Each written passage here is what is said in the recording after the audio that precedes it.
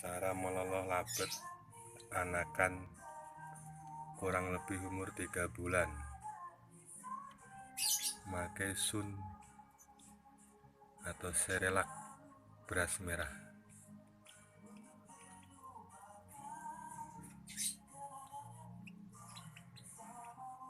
Menerima penitipan bayi labet.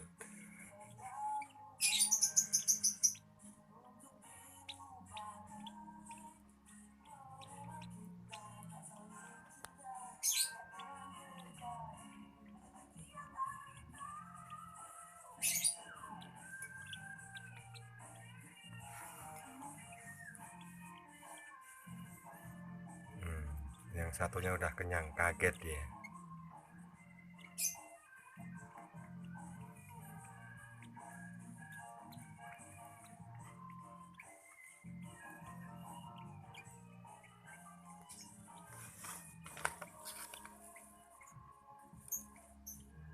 Yang nyuapin pun ikut mangap-mangap.